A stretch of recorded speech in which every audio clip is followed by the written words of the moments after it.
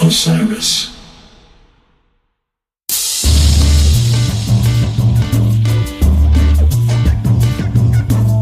Hello and welcome to Spotlight On, presented by Osiris Media. I'm your host, Lawrence Purrier.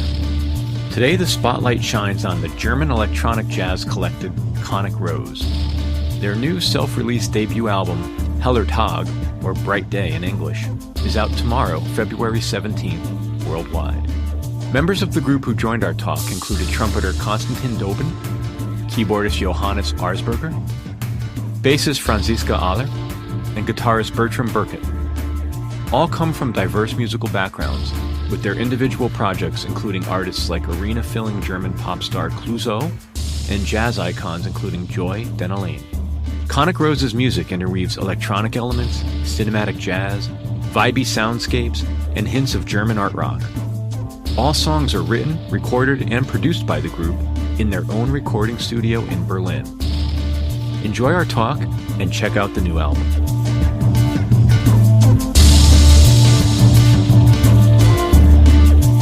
Thank you all for making time. I really appreciate it. It's great to meet everybody. Thank you.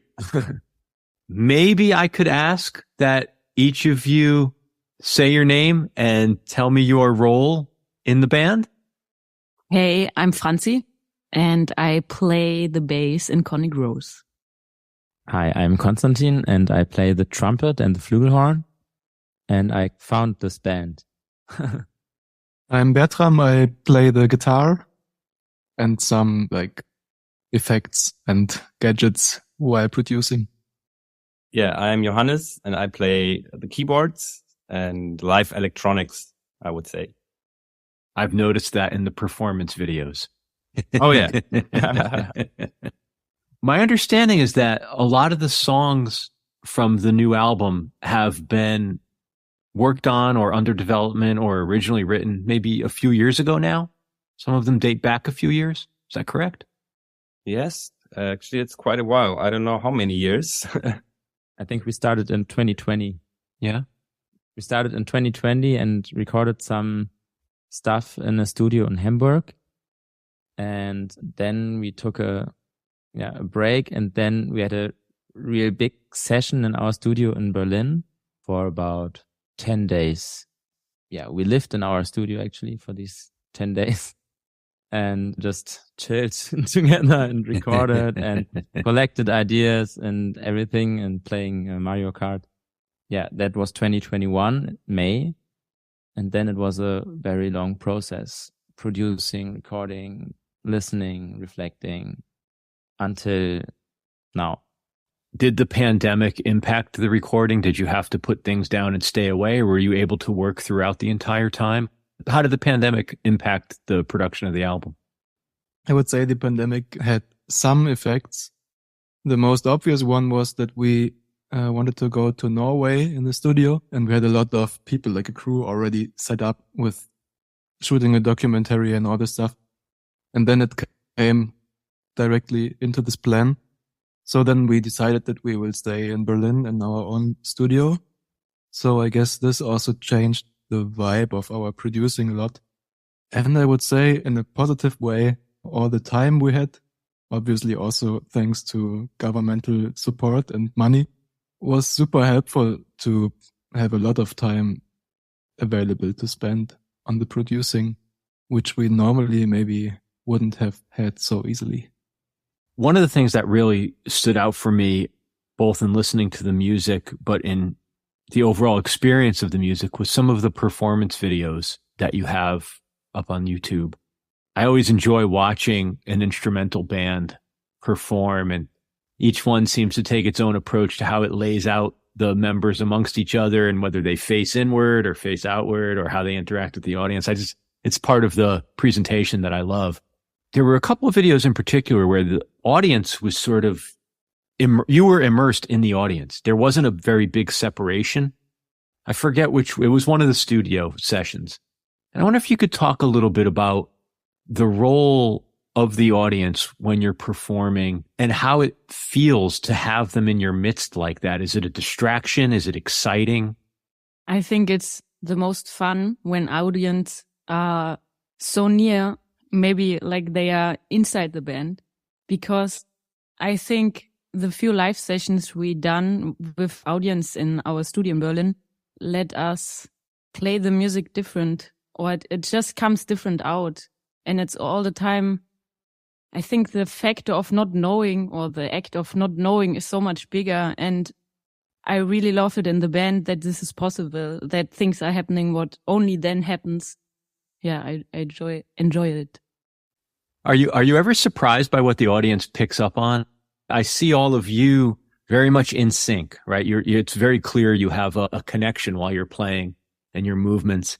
Do the audiences pick up on the things you expect, or do you learn anything from the audience? I think it's like all the time inside the playing, you learn the most on the audience, because I love it. We are all the time in the studio, and then there will be this 2 hours or 1.5 hours of performing, and this changing the thing. So this is what we're learning from the audience in the moment to play with a different. Yeah, it's just different. Actually, it's a very personal space. That video that you saw is our studio. That's the place where we've recorded the album. And this is our working space. And now we started to do a regular session in our studio and let some people in this personal space. So this affects the music a lot. So it's not just a gig. It's actually, they're sort of coming into our living room. Yeah. True.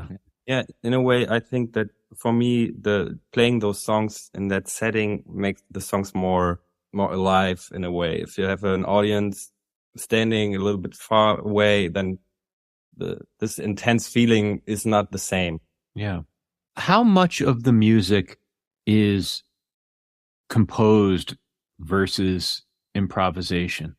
Maybe a few songs, not all of them, but maybe a few are, for me, as a perspective of the producer, kind of.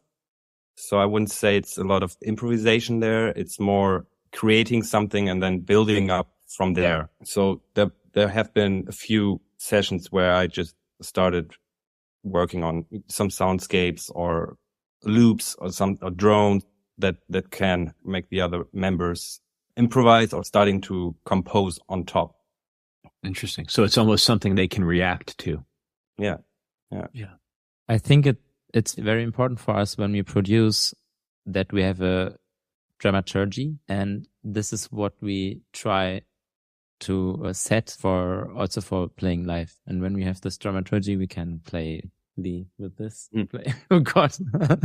Yeah. No, that makes a lot of sense. And I think that comes across in some of the resulting drama in the music. You can feel there's something almost narratively present in the music. I can't say that it has a beginning, middle, and end, but I feel the sense of an unfolding that comes across.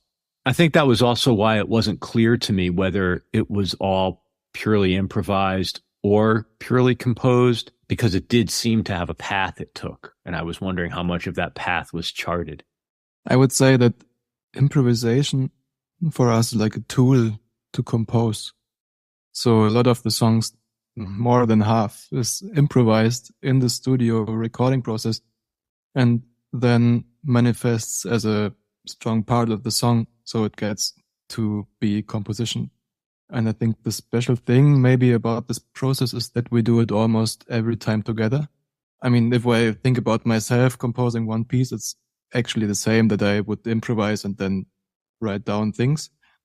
And in our case, we are together in a room and we improvise, and then we pick the ideas we like in the live performance. Then some of those elements are the composition. And for example, Konstantin and me would double improvised melody that he invented, and then it became the melody and I double it. So it has a stronger feeling of being the essence in this moment. And in other moments, we are like strongly doing different things than on the album. So it's always shifting between those things. And for me, it's a cool tool because it breaks a bit with like a lot of produced music where it's not one band recording live in a room, but more elements coming together and being a lot of editing with computer and stuff. Yeah. Sometimes it's a bit boxy have the feeling like it's one part and the other part. And by having these improvisations flowing over this, we at least try to overcome these boundaries that there might be. It's very interesting. I perceive that it's what brings the warmth or the personality of you as players through the technology. If I understand what you were saying, Bertram, that oftentimes in produced or music that is assembled, you might be able to hear it or you can intuit where the seams are in it. I think it's very different in the sounds that you all make. There's an organicness to it that despite it being a lot of electronic music and a lot of maybe signal processing gadgets, if I can use Johannes's word, that it still has a very organic human element to it. As you approach an improvisation or as you approach the dramaturgy, how much is spoken between you verbally before you perform? Do you set an aspiration? Do you say, let's make something beautiful or let's make something rough? How does your process work in that regard? When you enter the studio, it's time to record, you know you're going to have a soundscape to react to or a loop or something. Do you talk or do you just pick up your instruments and start playing? Do you put down Mario Kart and pick up your instruments? Actually, if we're able to play Mario Kart at the same time, it's the best. That's even better. Yeah.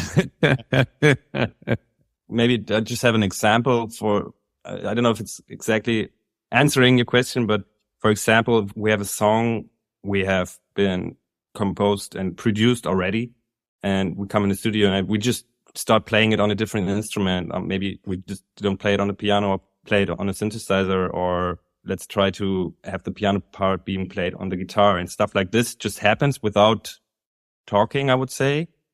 And this makes them maybe start a new idea of the song or a new way of playing it. So for example, in this one session, we played this piano intro from Project 6. Very, very cinematic, very soft, that opened up different, I don't know how to say, ways of improvisation, maybe. Yeah.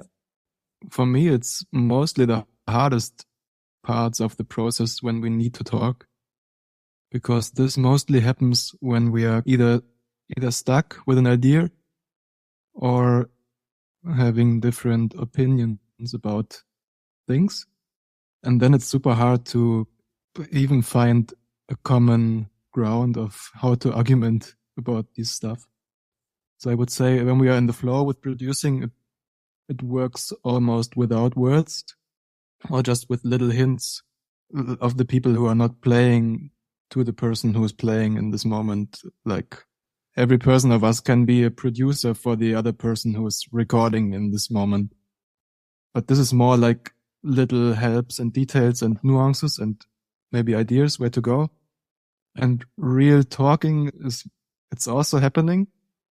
But I would say most of the things we talked about a lot, they are not even on the album, because then we did something new, which we all liked more, and then we didn't need to talk anymore.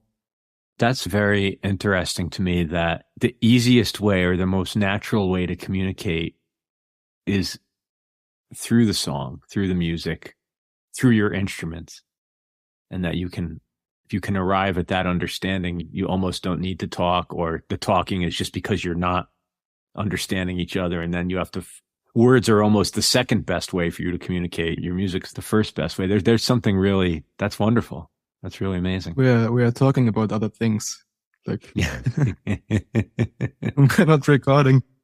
It seems for me my musician colleagues have like a cute way of wildness, everyone inside. So they bring all the time something else. I don't know if one of us or one of my colleagues would be able to play it exactly how it was. I know when we have a concert, Johnny thinks few hours before, hey, let us change this part, or Bertram plays all the time something different. And this I really enjoy, because it's creating all the time the music like a little bit more like how it is, how it feels. I think Konsti can only play when he feels it. Otherwise, like, it's a little bit wild. Otherwise, he don't play. So I really appreciate it that it doesn't feel, that there's space for this. Yeah. Given the cinematic nature of the music that you all create together, and given your self-exclaimed love for video games, or at least Mario Kart, have you thought about composing video game music, or do any of you have experience doing that? Johnny? No. I never had that experience or the, willing to do that. I mean, it's interesting for me to do cinematics things. And yeah, sometimes it can even have a touch of, I don't know. Cinematic music doesn't need to be only ambient or slow soundscapes. It can also be very energetic music that could fit to Mario Kart. And we had those moments where we were playing with our little cars and on the big screen, and then the music was perfect on how much tempo there was. But I don't know if anyone else of you had experience with that, actually. Or the aspiration. Yeah. We'll be back with more Spotlight On, presented by Osiris Media, after this break. And now, back to Spotlight On. I'm curious about the role that Berlin plays in your music. And I'll have to admit, it's not an original idea of mine. I was reading some of the material that was sent over with the music. There was a fair amount of space in the press material dedicated to talking about Berlin and the sounds of the city. And I wonder how that informs your music. For example, there's one song called Gleisdreieck. We also did a live video for this song.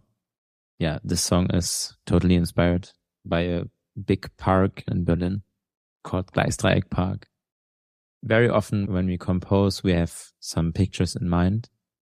And for this song, it was a very clear picture. Like, we tried to imagine one day in Gleisdreieck Park, like in the middle of the day, it's very calm, and in the summer it's sunny and families are there celebrating birthday parties. And then in the evening, more younger people come who want to celebrate. Maybe they want to party more. And there also come many groups together. There's a big place where people are dancing salsa or hip hop, old people playing boule. Yeah, we try to collect these energies and they influence the songs. And I think it's with many songs of the album, like pictures like these. To tie that back to an earlier question, what you just described, Konstantin, are you having that conversation as a team before you play? Are you saying, let's imagine the park together while we're playing? Or like, how does that inspiration actually make its way into the music? I think not before we play, because then the song's already composed. But when we are composing, sometimes it's before we write the song, and sometimes it's in the middle of the composition. We think, oh, this reminds me to this, and then we really want to go in that direction. Yeah. And yeah. Now that you're able to be back out in the world performing and doing shows again, what type of gigs are you playing? Are you in a jazz environment? Are you in a art environment? Are you in a rock club? How are you finding your audience, and where do you play? Reality versus dream. No. I remember we asked ourselves the question, where do we want to happen? We asked ourselves once, are we looking for huge stages Radiohead could play, or is it more the really small jazz club? And I think, Konsti, you have an answer. I mean, Johnny and I, we play in a band of a German pop star, and we've been on tour in last September, and his name is Clueso, and he gave us a very unique spot in the middle of the program. Johnny and I, we had a duo moment for about 5 minutes or something. And in that moment, we played a song of Conic Rose, and it was very special because it worked. It worked also for this crowd. So we know we could reach more people than usually go to a jazz club. I think that we know, and we want to reach these people. But in reality, We are just starting, and when we started playing live, that was in the beginning of 2020. So we had 4 gigs and then COVID came.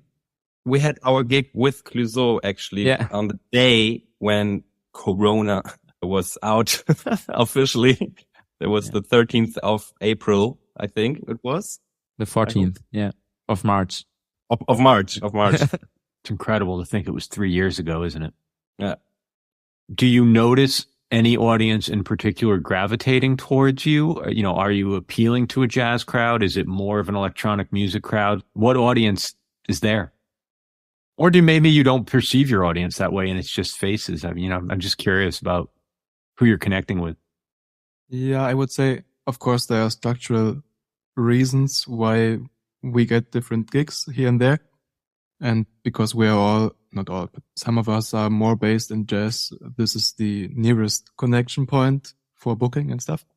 But I would say, like, in terms of reaction of the audience, the much more important impact is the setting of the show, I would say. Like, how far are you away? Are you in the middle of the audience? Can you see the audience?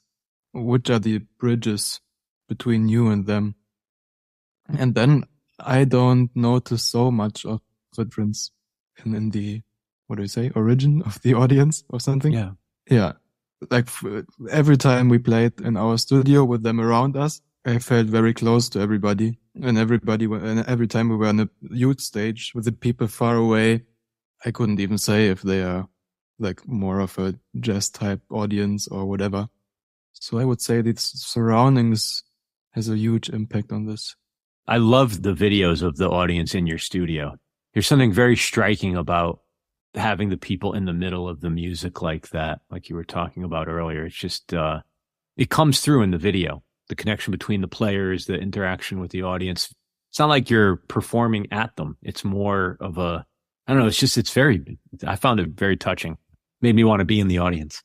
It also made us having the idea of if we could play the whole tour, like inside of the audience and not on stage, because sometimes it feels like you're doing all this practicing and composition and rehearsing, but then sometimes those little, in brackets, things are so important. And then it's sad if you can't arrange the space you're playing in to fit the idea of the music and the transportation of emotion somehow. Yeah, but of course that's a logistic thing and we have to work on this. I have too many cables. It became like a dream to have this living room atmosphere also on bigger venues. Do you think there's ever a role for having a vocalist? Do you think about words in that way? Oh, it looks like I struck on something. I see some smiles. Could you talk a little bit about that? Because you're the singer of the band. In a way. Yeah, it's funny sometimes when we send the music or the demo tapes to colleagues, for example, singers or rappers, they really would like to write a text for the song. But yeah, at the end we try to have the trumpet, for example, as the singing role. Like as Johnny mentioned before, we love Radiohead, for example. A lot of times we think of Tom York when we write melodies. So if we would add a voice, it would totally change the music. Everything would change. And I think this is very, I don't have the word for this. Would words be limiting? Yeah, maybe. Yeah. It would change the space for the projecting. Yeah. I mean, like it would provide an interpretation as opposed to letting the listener have one. Yes. I also think that people would hear it more. I would listen to the song more if they can imagine melodies or imagine lyrics or whatever, or a rap part. And that makes it so interesting also for us to be able to build something together for someone maybe. And you can hear so much more facets in the music. There's so much more happening. I wouldn't probably recognize it if someone would sing on top in a way. The reason I pursue that question is, in a lot of ways, I could imagine it, and even the way you're speaking about it, it reminds me the way Bad Not Good works with vocalists or with rappers, and you can hear their sound in any format, but it is different when there's a vocalist or when they're with a rapper. But I could imagine you existing in a world like that where other people were with you. I wonder, would you make an exception for Tom York? Of course. Maybe. Yeah.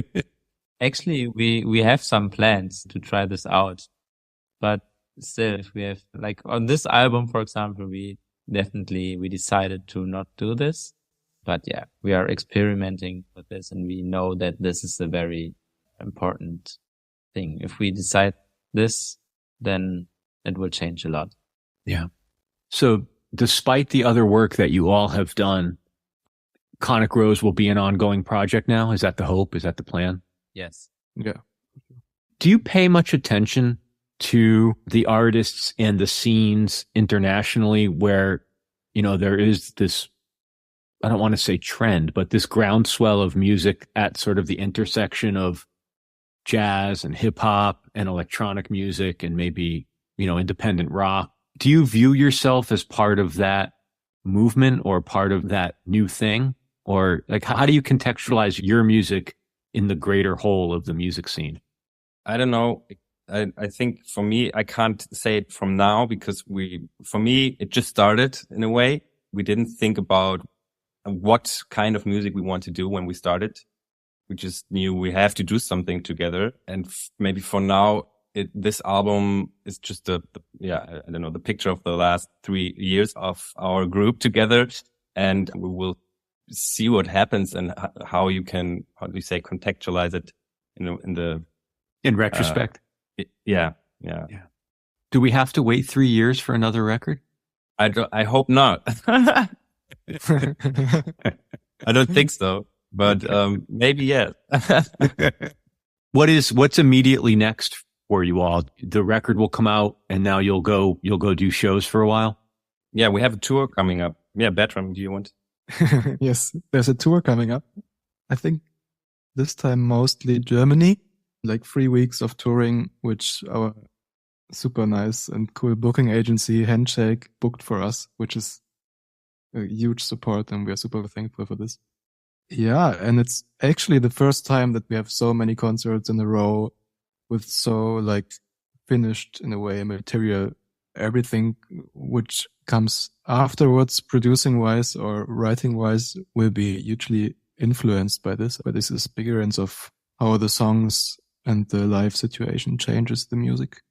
Yeah, I would imagine it's going to be very interesting to see what the very next music is after the end of the tour. Do you think you'll go right into the studio to try to capture some of that energy, or will you take a break? Do you know yet? It's maybe difficult because we don't have so much time. I play in different bands as well. I mean, we all do. I wish we could say that, hey, let's do it. Let's meet next week or a whole week. But I think we can all say that we are planning now, like really making dates what will happen to make it more realistic in a way, because sometimes it's hard to say, I can't do that gig. We had an offer playing a gig in, I don't know where it was, but I think Romania or something, which would have been awesome. Athens, I think. Or Athens even. Yeah. And yeah, sometimes it's hard because it's just not working. Yeah. So I think we all know what feedback we're getting, and the feedback is really good. I think it just started. Actually, my hope is that we already record the new album on tour. When we are driving, I mean, I could drive, or Francie is willing to drive a lot. And then Johnny is sitting on the computer and producing, and Bertram, and then they will make a recording studio in the bus. Might be dangerous if we're thinking of playing Mario Kart.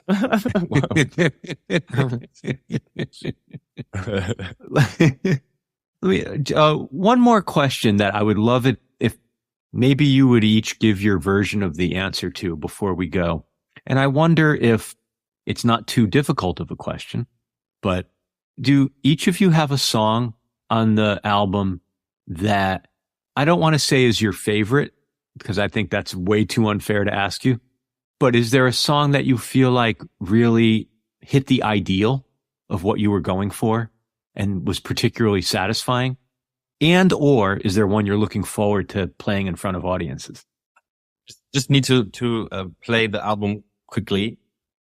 Also, I have really not one of the favorite, and it was funny because today I thought you asked this question. This was really the only question what I thought maybe I should prepare this. And so I really thought about it. But I think what makes it special is really the spectrum of these different songs and the sound. Also, especially the sound, I think is very powerful. Powerful, funny word, but like it's hard sometimes to decide there for me. And I could not decide. I had a full day to think about it and there was nothing what came now out. So this is my answer. Does anyone else have a take? Yeah, for me, I think it really depends on the mood I have.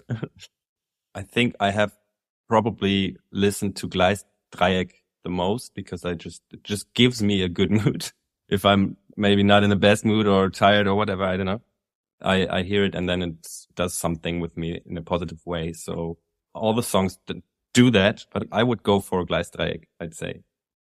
What about you, Bertram? Oh, wait, that was fast. It connects a bit to something I wanted to say earlier in the interview about when you ask how we see our songs connected to this ongoing trend of mixing genres or whatever, and how we perceive our own music.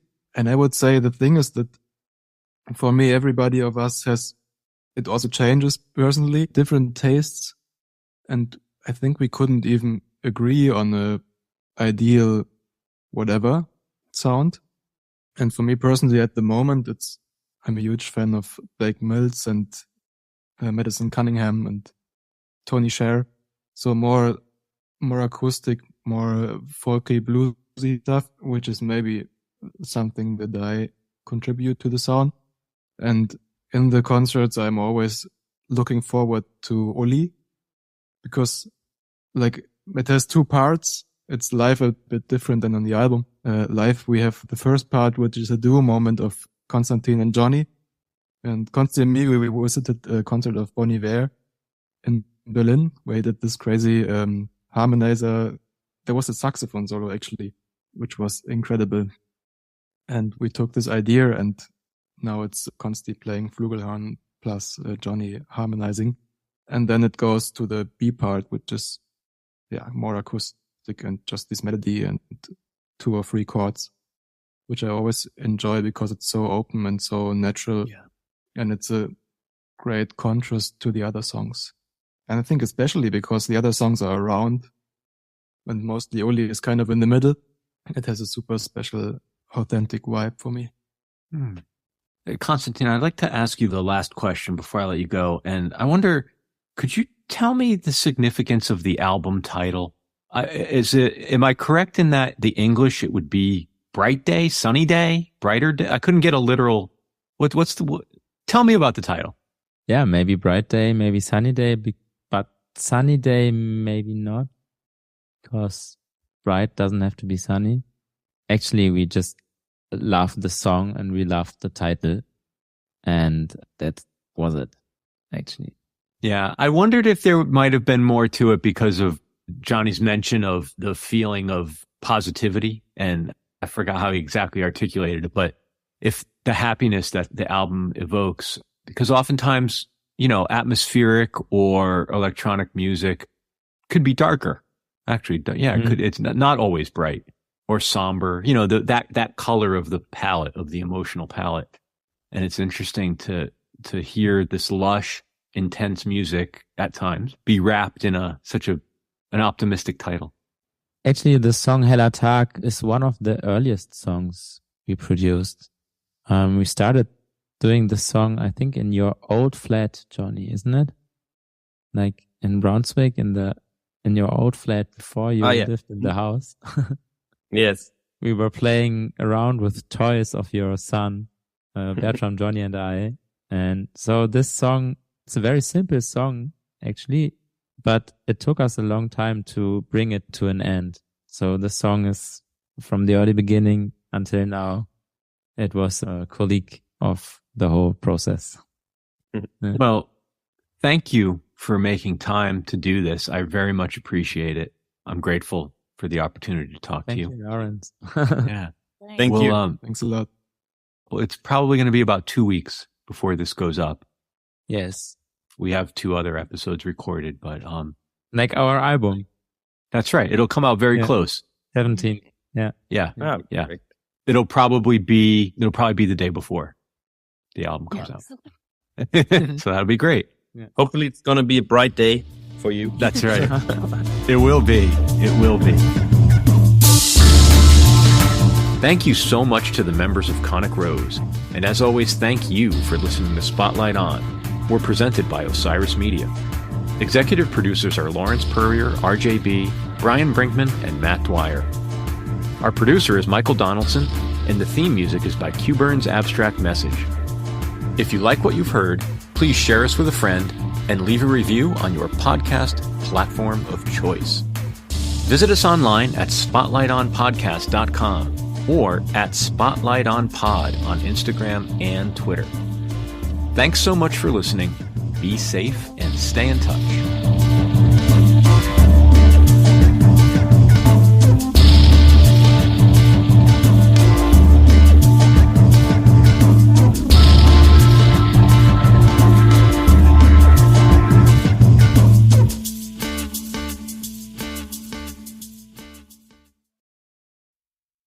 Osiris.